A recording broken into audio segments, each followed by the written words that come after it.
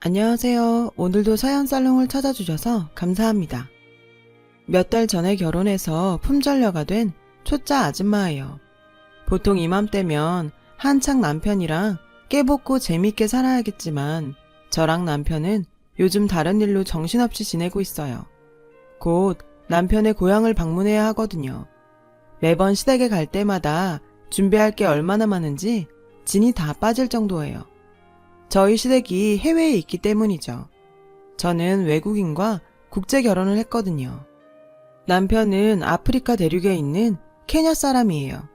영화 라이언킹의 배경이 된 나라, 드넓은 세렝게티 초원이 있는 바로 그 나라죠. 요즘은 그래도 덜하지만 아직도 밖에 나가면 어르신들은 남편에게 다가와서 한국엔 돈 벌러 왔냐고 묻곤 해요. 아프리카에 대한 편견 섞인 발언들을 하기도 하고요.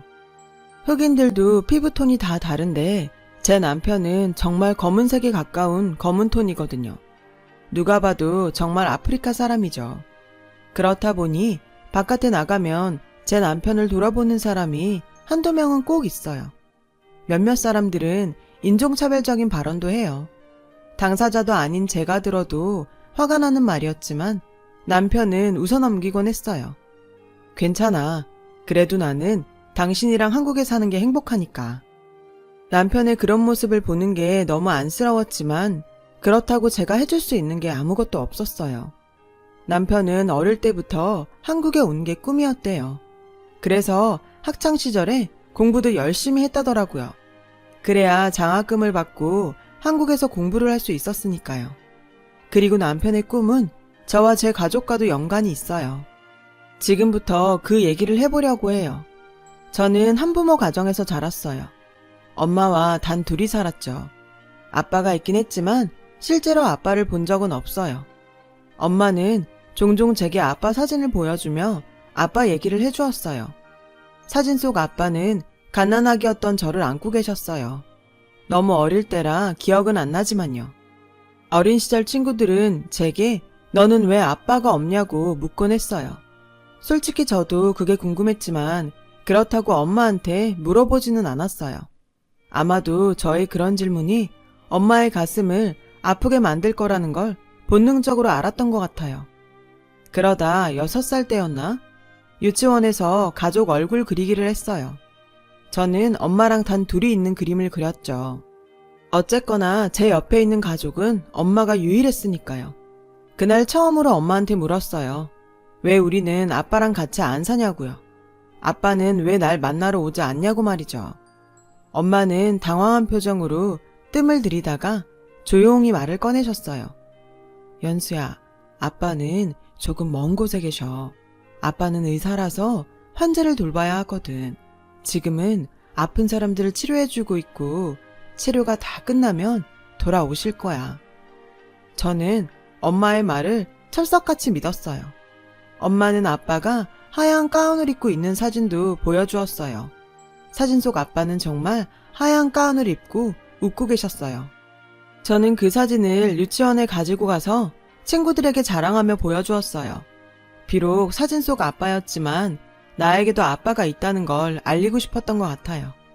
유치원을 졸업하고 초등학교에 가서도 하얀 가운 입은 아빠의 모습이 담긴 사진을 늘 소중히 간직했어요. 누가 물어보면 사진을 보여주며 아빠는 먼 곳에서 일하고 있다고 얘기했어요. 어릴 땐 엄마 말만 믿고 아빠가 멋진 사람이라고 생각하며 살았지만 나이를 먹어갈수록 그 효과는 사라져갔어요. 오히려 제 스스로가 의문을 가지기 시작한 거예요. 엄마가 아빠 사진을 보여준 걸 보면 아빠가 있는 건 분명한데 아빠는 단 한 번도 전화를 하거나 편지조차 보내지 않았거든요. 마치 세상에 존재하지 않는 사람처럼요. 그 의문들은 사춘기가 되고서야 터지고 말았어요. 그때 엄마랑도 많이 다투었죠. 사소한 것에도 괜히 짜증이 났거든요. 그날도 엄마랑 싸우던 중이었어요. 저는 하지 말아야 할 말까지 해버렸어요. 엄마도 나한테 거짓말 했잖아. 나 아빠 있다는 거 거짓말이지? 지금까지 나 속인 거지? 엄마랑 할머니 할아버지가 거짓말하는 거잖아. 말해. 왜 말을 못해? 그 말을 들은 엄마는 놀란 얼굴로 그 자리에 굳어버리고 말았어요. 그리고는 떨리는 목소리로 말했죠. 너 어디서 그런 얘기를 들은 거야? 누가 너한테 아빠 없는 애라고 그래? 누가 그러긴 뭘 누가 그래. 누가 봐도 뻔한 거잖아. 증거라고는 고작 사진 몇 장이 다잖아. 그거 꾸미려고 들면 얼마든지 꾸며. 있다면 왜 내 앞에 안 나타나는데? 올 수 없다면 전화를 하든 그것도 아니면 편지라도 한 장 쓸 수 있는 거잖아. 그런데 지금껏 아무것도 없었어. 아빠가 정말 존재한다면 내 앞에 안 나타날 리 없어. 없는 거야. 내 말 맞지? 저는 울면서 그렇게 말을 했고 엄마는 한동안 아무 말도 하지 못했어요. 그러다가 다가와 저를 안아주었어요. 뿌리치려고 했지만 엄마는 저를 단단히 끌어안고는 흐느껴 울었어요. 연수야, 사진 속 그 사람 네 아빠 맞아. 그리고 아빠가 너한테 연락하지 못하는 이유가 분명히 있을 거야. 엄마도 아빠 연락 못 받은 지 오래됐어. 그치만 엄마는 아빠 믿어. 솔직히 놀랐어요. 그래도 엄마는 뭐라도 알고 있을 거라고 생각했거든요. 제게 아빠 얘기를 해준 사람은 엄마니까요. 그날 엄마랑 같이 껴안고 울면서 저는 사춘기의 터널을 빠져나왔어요. 그 후로 저는 아빠의 존재에 대해서 더 이상 의문을 가지지 않았어요. 제게 그렇게 말한 엄마의 목소리에서 확신을 느꼈거든요. 아빠가 죽지 않고 살아있다면 살면서 만날 수 있는 기회가 한 번은 찾아올 거라 생각하면서 열심히 살기로 다짐했어요. 제가 아는 아빠는 젊은 시절에 멈춰있는 사진 속 얼굴과 의사라는 직업뿐이었죠. 그래서 아빠처럼 의사가 되려고 공부를 열심히 했지만 적성면이나 체력면이나 저는 의사를 할 깜냥은 아니었어요. 그래서 적성이 맞는 학과를 고르다가 경영학과에 들어가게 되었어요. 국제 비즈니스 쪽 공부를 하려고요. 남들 못지않게 열심히 공부한 덕분에 교환학생으로 캐나다에서 1년 동안 공부를 할 수 있었어요. 대학을 졸업한 직후에 바로 취업을 할 수 있었고요. 제가 취업한 곳은 외국 계열 회사였어요. 첫 출근 날 엄마는 눈물을 글썽였어요. 아마도 아빠 없이 자란 제가 다른 집 아이들만큼 잘 자라준 것에 대한 고마움과 미안함 때문이라고 짐작해요. 당신 혼자 눈물로 키운 딸이 자라서 어엿한 직장인이 되었다는 것에 대한 뿌듯함일 수도 있고요. 당시 저는 아빠를 만날 수 있다는 생각은 가슴에 묻어둔 상태였어요. 아마도 영영 못 만나게 될지도 모른다는 생각을 하고 있었던 것 같아요. 막연한 기대를 품고 있다가 좌절하게 되는 일을 겪게 될까봐 지레 겁을 먹었던 탓인지도 모르죠. 그래서 일어나지 않을지도 모르는 일에 희망을 걸고 있기보다는 제 옆에 있는 엄마만 생각하기로 마음을 잡았어요. 엄마는 여자 몸으로 홀로 저를 온전히 키워낸 제 인생 최고의 부모님이니까요. 신입사원들이 다들 그렇듯 하루하루가 충격과 헛발질의 연속이었어요. 대학에서 배운 건 그저 활자일 뿐이었고 실전은 또 다른 강의의 시작 같았거든요. 그렇게 한 달을 버티며 보내자 드디어 급여 통장에 첫 월급이 들어왔어요. 저는 월급을 몽땅 찾아서 엄마한테 드렸어요. 처음에는 한사코 거절을 하던 엄마는 눈물을 글썽이며 받아주셨어요. 물론 이후에 차비며 통신비며 식대까지 엄마한테 고스란히 받게 되었지만요. 그렇게 저는 몇 년 동안 열심히 회사 생활을 했어요. 운 좋게 어느 정도 성과도 내서 꽤 굵직한 프로젝트에도 참여할 수 있었죠. 그렇게 회사 내에서 입지를 탄탄히 다져가던 어느 날이었어요. 제 인생에 제동을 거는 사건이 발생하게 되었죠. 당시 저는 면허가 없어서 대중교통을 이용해 출퇴근을 했어요. 그날 아침에는 정말 드물게 늦잠을 잔 날이었죠. 알람이 꺼진 걸 모르고 계속 잔 거예요. 아침은 고사하고 대충 씻고 정신없이 옷을 갈아입고 집에서 나왔죠. 버스 정류장에 갔더니 전광판에 제가 타야 할 버스가 10분 뒤에나 온다고 뜨더라고요. 결국 큰맘 먹고 택시를 타기로 했죠. 택시비가 아깝기는 했지만 아침 회의에 늦지 않으려면 어쩔 수 없었어요. 저는 기사님께 최대한 빨리 가달라고 부탁을 드렸어요. 그런데 그게 화근이었던 걸까요? 기사님은 제 사정을 고려해 신호를 위반하면서까지 택시를 몰았고 그러다 횡단보도로 뛰어드는 아이를 피하려다 전봇대를 박아버렸어요. 엄청난 충격과 함께 제 몸이 앞으로 쏠리면서 의자에 강하게 부딪혔어요. 너무 놀라고 충격을 받아서 처음에는 아프다는 느낌도 들지 않더라고요. 실눈을 뜨고 보니 기사님은 정신을 잃은 상태로 핸들에 고개를 받고 계셨고 찌그러진 보닛 틈으로 쉼없이 연기가 피어오르더라고요. 그 순간 사람들이 몰려들었고 누군가 신고를 하는 소리도 들렸죠. 한 10분 정도 지나자 앰뷸런스 사이렌이 들려왔어요. 저는 그때까지도 의식은 있었어요. 구급대원들이 달려들어 기사님을 먼저 옮겨가고 제게 정신이 드냐고 묻더군요. 간신히 대답을 한 저는 들것에 실려 병원으로 옮겨졌어요. 병원 도착 전에 의식 잃으면 죽을 것 같아서 진짜 정신 똑바로 차리려고 했었어요. 그리고 응급실 자동문 열리고 들어가는 순간 의식을 잃고 말았죠. 그 순간 마지막으로 든 생각은 당연히 엄마였어요. 내가 이대로 죽으면 엄마한테 너무 죄송할 것 같더라고요. 저 하나 키우느라 희생하며 살아오신 엄마한테 고통을 주고 싶지 않았거든요. 효도는 못할 망정 부모에 앞서 세상을 떠나는 불효는 정말 하고 싶지 않았어요. 그래서 죽고 싶지 않다는 말을 되뇌었죠. 눈을 떠보니 하얀 천장이 보였고 고개를 살짝 드니 간호사가 다가왔어요. 정신이 드세요? 성함이 어떻게 되세요? 저는 힘겹게 제 이름을 말했어요. 수술 잘 끝났어요. 보호자 불러올게요. 그 말을 듣고 나니 제가 살았다는 실감이 나더라고요. 안도감에 취해 엄마를 기다리는데 제 머리 위로 누군가 불쑥 얼굴을 내밀더라고요. 하마터면 소리를 지를 뻔했어요. 제 머리 위 그 사람은 새까만 피부를 한 흑인이었거든요. 그 흑인은 새하얀 이빨이 드러나도록 환히 웃으며 말했어요. 괜찮아요. 수술은 잘 되었어요. 그리고 택시 기사님도 살아있으니 걱정 마세요. 아, 수제품은 전부 다 챙겨서 잘 보관하고 있으니까 일반 병실로 옮기면 찾아가세요. 너무나도 능숙한 한국어에 어안이 벙벙했어요. 물론 발음이 좀 어설프긴 했지만 대화를 나누는 데는 문제가 없는 수준이었죠. 그때 엄마 목소리가 들렸어요. 연수야.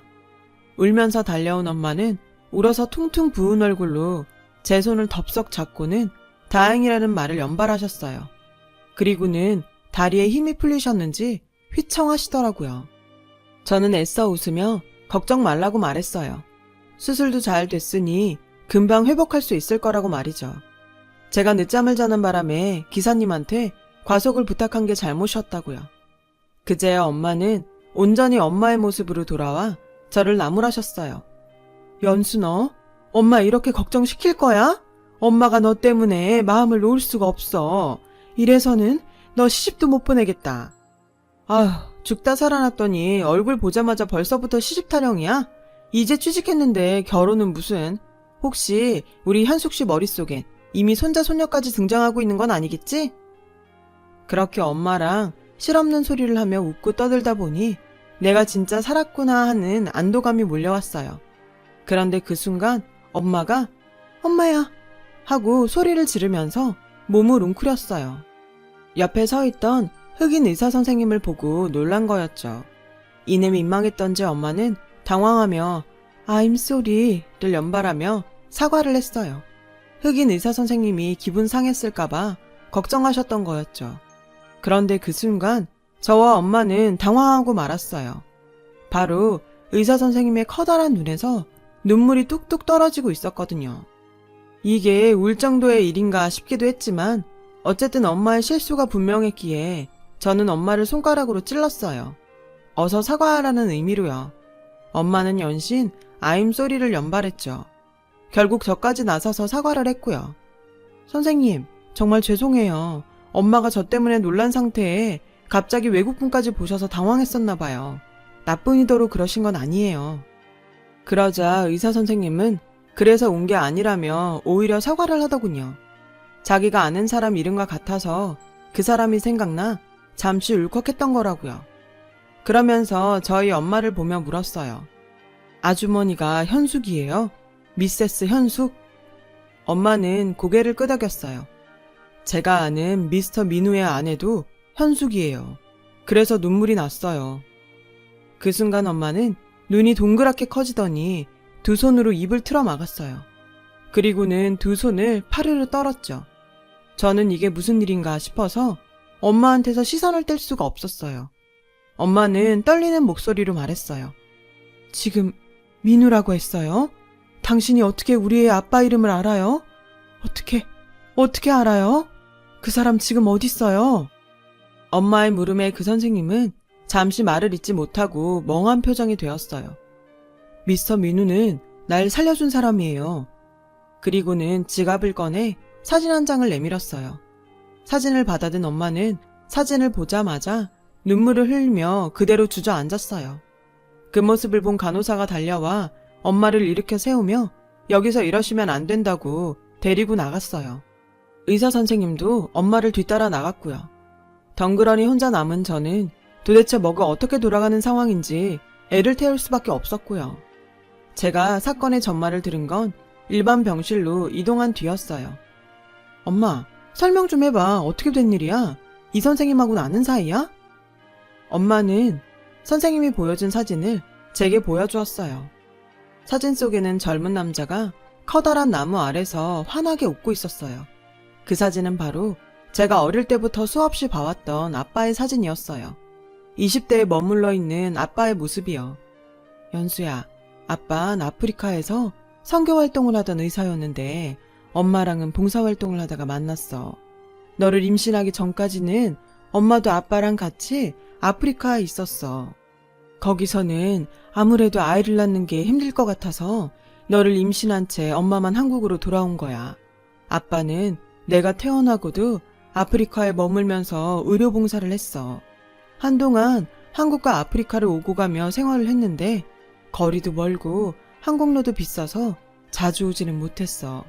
한국에 있을 때만큼은 한순간도 연수 널 손에서 놓은 적이 없을 정도였어. 아프리카로 돌아가는 날이면 아빠는 널 아는 채 한참을 내 얼굴만 바라봤어. 출국장으로 들어가는 순간까지도 말이야. 그러다 네가 4살이 되었을 때 아빠랑 같이 일하던 선교사님이 혼자 한국으로 돌아오셨어. 그리고 그러시더라.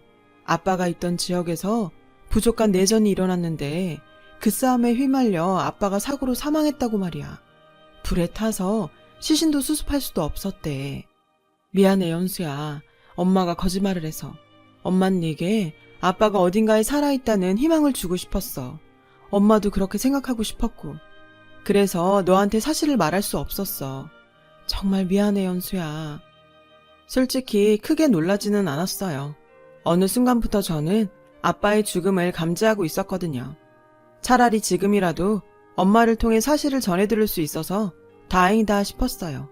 그런데 그때 놀라운 일이 일어났어요.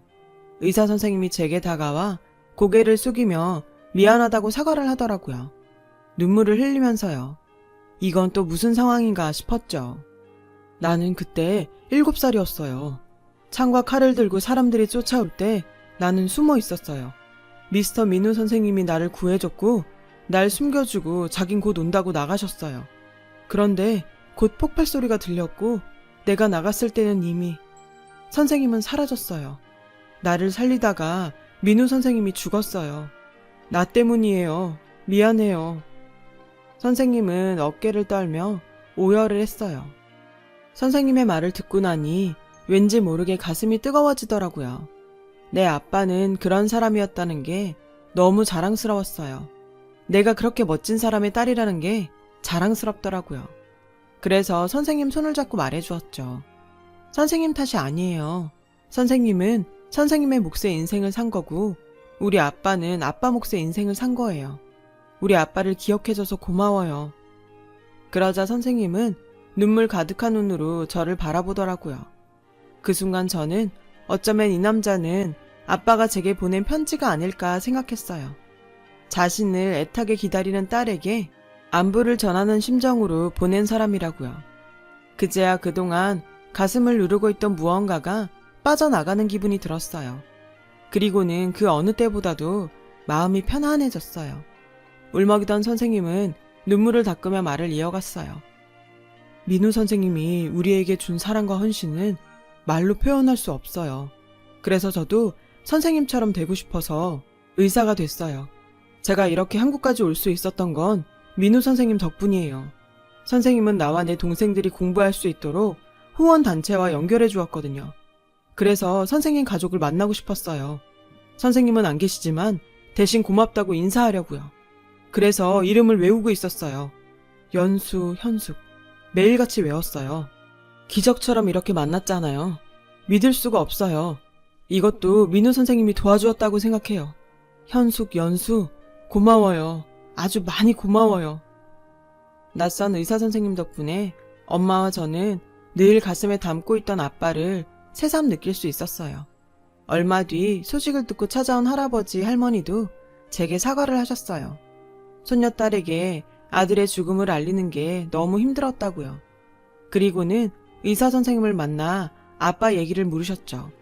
선생님은 세세한 일 하나까지 자세히 전하려고 애를 썼어요. 그 덕분에 할머니, 할아버지께서는 울기도 많이 우셨고 자신의 아들이 얼마나 훌륭한 일을 했는지 알 수 있었죠. 집으로 돌아가시는 두 분의 얼굴에는 환한 미소가 번졌고요. 그 후로 저는 그 의사 선생님께 치료를 받으면서 아빠에 대한 이야기를 많이 들을 수 있었어요. 선생님이 가지고 있던 아빠의 사진들도 볼 수 있었고요. 그리고 짐작하신 분들도 계시겠지만 그 의사 선생님은 지금의 제 남편이 되었어요. 저는 제 남편을 하늘에서 아빠가 저를 위해 보내주신 선물이라고 생각해요. 그래서 더 보듬고 아끼며 평생 살아가려고 합니다. 오랜 시간이 흘러 아빠를 만나서 고맙다고 사랑한다고 말하고 싶습니다. 제 사연을 들어주셔서 감사합니다. 여러분의 주변에 기적과 같은 좋은 일들이 함께 했으면 좋겠어요. 여러분, 사연 댓글에 응원과 현명한 조언 부탁드려요. 좋아요와 구독은 저에게 큰 힘이 됩니다. 오늘도 좋은 일 가득하세요.